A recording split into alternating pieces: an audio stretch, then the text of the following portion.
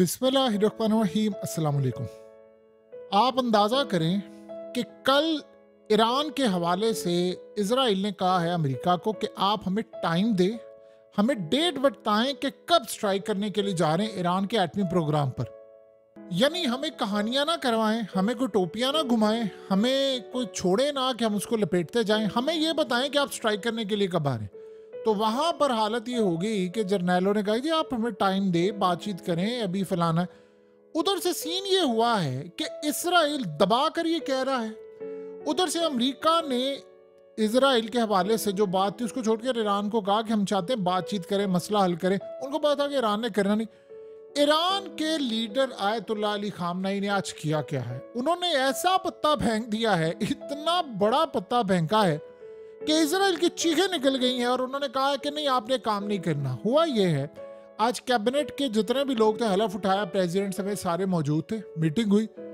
उन्होंने दो बातें सिर्फ कही। उन्होंने कहा एक टाइम होता था कि दुनिया के अंदर ईरानियों को पहचाना जाता था ऑयल के हवाले से या ईरानियों को कालीनों के हवाले से, कि कालीन इनके बड़े ज़बरदस्त कारपेट। कहती है आज दुनिया हमें पहचानती है कि हमारे पास साइंस है, टेक्नोलॉजी है, डिफेंस है, हथियार है, मिसाइल है। दुनिया में इस हवाले से जानती है कि हम ताकत है और पूरे रीजन की बला बन गए हैं। उन्होंने कहा ये सबसे अच्छा, मैं आज कह रहा हूँ स्टूडेंट्स को और सबको, आर्टिफिशियल इंटेलिजेंस में हमने दुनिया को शिकस्त देनी है। अब सीन क्या हुआ है, आयतुल्लाह अली खामनेई ने बड़ा कमाल काम कर दिया। आपको पता है कि चंद दिन पहले जर्नैलों की जब मीटिंग हुई थी इनके साथ, उन्होंने कहा था कि जी अब आप अपना फतवा वापस लें या नया फतवा जारी करें जो पिछले को डिस्कार्ड कर दे, और अब हमने एटमी ताकत की तरफ जाना। इन्होंने पता क्या फेंका आयतुल्लाह अली खामनेई ने, आज इनके लीडर ने, उन्होंने अमेरिका को कहा है आप अगर चाहते हैं कि हम न्यूक्लियर वगैरह या इसका एटमी धमाका ना करें तो आप एक काम करें, आ जाए मुज़ाकरात की टेबल पर, बातचीत कर लेते हैं, आगाज कर लें। अब आप ये सोचे, बज़ाहिर ये बात आपको और हमें नजर आ रही है यार ये बड़ी कोई छोटी सी बात है, ये क्या है। आपको याद है कि पहले सूरत हाल क्या थी? पहले सूरत हाल ये थी आज से कुछ साल पहले कि उस वक्त ओबामा से लेकर इन सब की जो एडमिनिस्ट्रेशन थी, उन्होंने इनको $150 अरब का पैकेज दिया था कि आप एटमी ताकत नहीं बनेंगे, पाबंदियां हटाएंगे, फलाना करेंगे, XYZ करेंगे। उन्होंने कहा था ठीक। उसके बाद ट्रंप आया, उसने आकर ये सारी डील कैंसिल कर दी। अब वो बाइडेन के जाने का टाइम है। रीजन के अंदर क्या सूरत हाल है? अगर तो ये जंग छिड़ जाती है तो कमला हैरिस क्या, ये बाकी सारे क्या, इसके जीतने के इम्कानात 1% भी नहीं है। वैसे उसके पहले भी नहीं है, लेकिन वो जो झुर्लू फेरना है इनकी एस्टैब्लिशमेंट है, वो झुर्लू नहीं फेर सकते। वहां 45-47 वाला खेल नहीं हो सकता वहां। लेकिन इस सारी सूरत हाल में अब उनके पास एक ऐसा रास्ता, देखिए अगर जंग नहीं होगी तो लोग कहेंगे कि देखो कितनी बड़ी जंग से बचा ली। आपको पता है कि अगर ये जंग नहीं होती, रीजन के अंदर वॉर नहीं होती, अब इस सूरत हाल में कनाडा देखिए क्या कह रहा है, यूरोप, वो सारे कह रहे हैं जी इसलिए महंगाई है दुनिया में कि यूक्रेन की जंग छिड़ी है, लिबनान के हालात खराब है, वहां से यमन हमले कर रहा है, तो पूरी दुनिया में महंगाई हुई पड़ी है, इसकी वजह से बेचैनी है, पूरी दुनिया तीसरी जंग अज़ीम की तरफ जा रही है, तो महंगाई है, चीजें हैं। अब वो दुनिया को ये बता रहे हैं। अब आप ये सोचें किंग कौन होगा आज के दौर में, कौन किंग होगा? किंग वो होगा जो इस जंग को रोकेगा। तो अब ईरान ने पत्ता उनकी तरफ फेंक दिया है कि भाई आप एक काम करें, आए हमसे टॉक्स कर लें। अब ये इसराइल की तबाही है। उसकी वजह ये है, इसराइल तो कह रहा है मैंने जंग करनी है। अब अगर लेट से इनकी टॉक्स आपस में शुरू हो जाती हैं तो सीन क्या होगा? सीन ये होगा, ये अमेरिका से कहेंगे कि आप हमें $200 अरब का पैकेज दें, पाबंदियां हटाएं। अब ईरान जब ताकत बनेगा, पाबंदियां हटाने की बात होगी, सारा कुछ होगा। लेट से मिसाल के तौर पर एक अंदाजा लगाते हैं, इन्होंने कहा टॉक्स कर लें। अब अमेरिका के अंदर लोग ये कह रहे हैं कि वो तो एटमी हमला या सारा कुछ वो तो करने को तैयार ही, वो तो कह रहे हैं क्या बातचीत कर लें, अब हमें न्यूक्लियर पर बात करना चाहते हैं कि हम एटमी धमाका ना करें, आ जाए टेबल पर, आ जाए, हमें ऑफर करें और पाबंदियां हटाएं और सारा कुछ करें तो हम तैयार हैं। इसराइल कह रहा है नहीं तुमने तो स्ट्राइक करना है हमारे साथ मिलकर, उनकी न्यूक्लियर फैसिलिटीज को उड़ाओ, ऑयल रिफाइनरीज को उड़ाओ, उनके तमाम चीजों को उड़ाओ, कुम को उड़ाओ, उनके तेहरान को उड़ाओ, सब चीजों को उड़ाओ। अब अमेरिका के सामने उन्होंने ऑप्शन रख दिया। अगर ये ऑप्शन एक्सेप्ट करते हैं तो शायद हो सकता है कमला हैरिस के लिए उनकी एस्टैब्लिशमेंट को झुर्लू ना फेरना पड़े और ट्रंप वैसे ही हार जाए। उसकी वजह यह है कि इस वक्त जो जंग से बचाएगा वही जीतेगा। सबको पता ट्रंप ने आकर रोकना है। इनको ये बात समझ नहीं आ पा रही कि यार ये क्या सिस्टम है। उधर इसराइल को जब ये पता, उन्होंने अमेरिका से कहा नहीं बातचीत नहीं करनी, हमला करो। क्यों? अब यमन को बना दिया है ताकतवर। ईरान क्या चाह रहा है? ईरान ये चाह रहा है कि मैं बातचीत कर लूं, उस बातचीत के दौरान फिर इसराइल तो स्ट्राइक नहीं कर सकता मेरी न्यूक्लियर फैसिलिटीज पर, क्योंकि उसने जो भी स्ट्राइक करना है उसे अमेरिका के साथ मिलकर करना है। इतनी बड़ी जंग तो नहीं वो छेड़ने वाला कि किसी के न्यूक्लियर प्रोग्राम को उड़ा देगा और वो अकेला करेगा। उसने पहले ही कहा है कि मैंने अमेरिका के साथ मिलकर करना है, वरना उसने जर्नैल को उनके बुलाकर ये बात थोड़ी कहता वो। अब अगर अमेरिका ये टॉक्स करता है तो जंग तो रुक जाती है, तो फिर फायदा होता है पूरे रीजन के अंदर।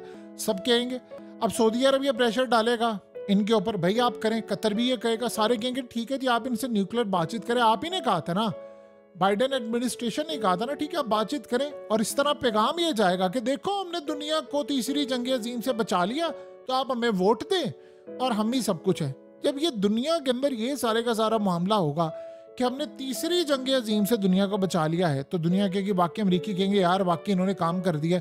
उनको इस चीज से कोई गर्ज नहीं है कि ईरान से पाबंदियां हटती है नहीं हटती। वो कहेंगे ये तो बहुत बड़ा मास्टर स्ट्रोक है, हम अपनी आवाम के सामने जाकर ये बात कर सकते। कौन सा $200 अरब अभी देने, with the passage of time होता है कि वो चेकअप होगा, अब रोकेंगे, अभी पाबंदियां हटेंगी। ईरान ने काम ये किया है कि वो ये सोचता है कि चलो अगर मेरे साथ ये बात होती है उस वक्त मेरी न्यूक्लियर फैसिलिटीज पर हमला नहीं होगा, ठीक है, अमेरिका से पैसा भी आता है, सारी चीजें आती हैं, और उतनी देर में मैंने यमन को इतना ताकतवर बना दिया है कि हाइपरसोनिक मिसाइल उसके पास है, लिबनान के पास इतने रॉकेट्स और इतना कुछ है कि वो तो इनको उड़ा कर रख देगा।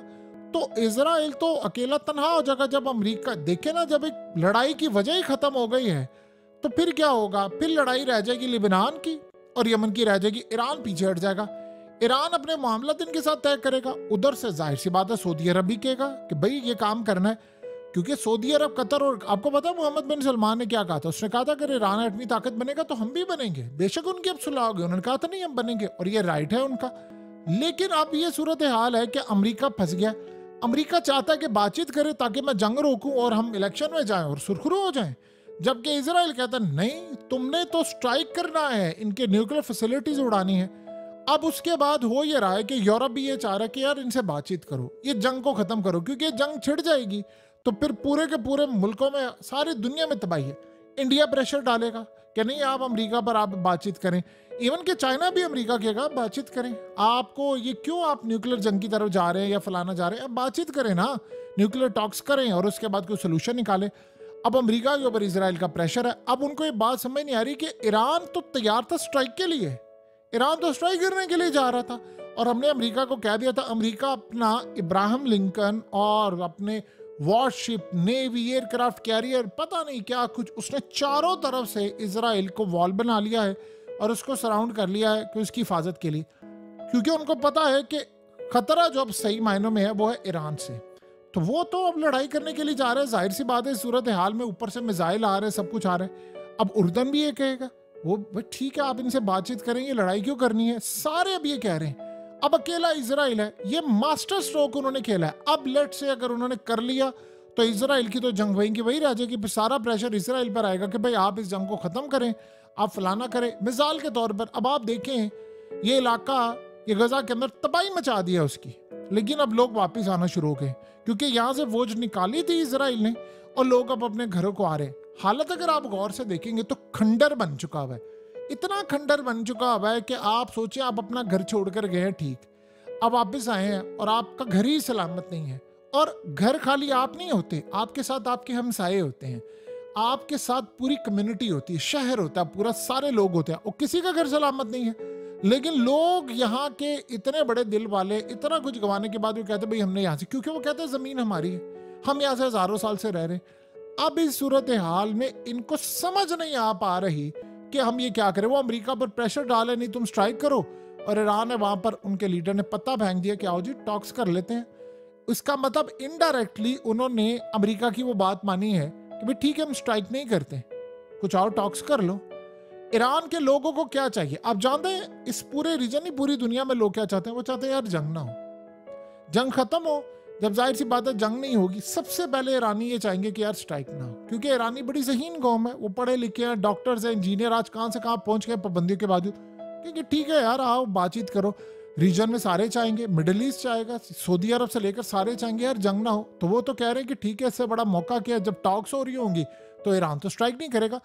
इजराइल को इस बात की तकलीफ है कि हर गुजरता दिन मेरे ऊपर भारी पड़ा है, अब लोगों को उन्होंने कल से घर में रखा हुआ है कि आप शेल्टर्स में चले जाएं, लेबनान हमला करने वाला, फलाना करने वाला, उसने जंग छेड़ दिया, उसने ये कर दिया। वो सायरन बजाते हैं, बीचेस को क्लोज करते हैं, फिर उसके बाद ये सिलसिला शुरू हो जाता है। उनको समझ नहीं आ रही है हमारे साथ कर क्या रहे हैं। सो अब अमेरिका के लिए सबसे बड़ा चैलेंज ये बना हुआ है कि ईरान की बात माने या इजराइल की माने। माननी उनको वो चाहिए कि वो जाहिर सी बात है जो जंग खत्म करती है। अब ये असल में समझ लीजिए, इन्होंने पहले कहा था सारी टॉक्स खत्म हो गई, आज उन्होंने कहा जी आए बैठ जाए, टॉक्स कर ले, बातचीत कर ले।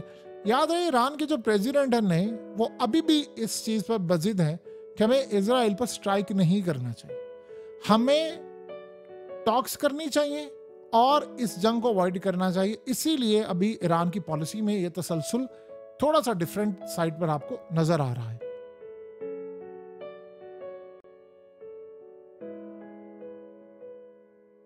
हकीकत टीवी को सब्सक्राइब करना मत भूलें, वीडियो को लाइक करें, शेयर करें और कमेंट सेक्शन में अपनी राय का इजहार जरूर करें।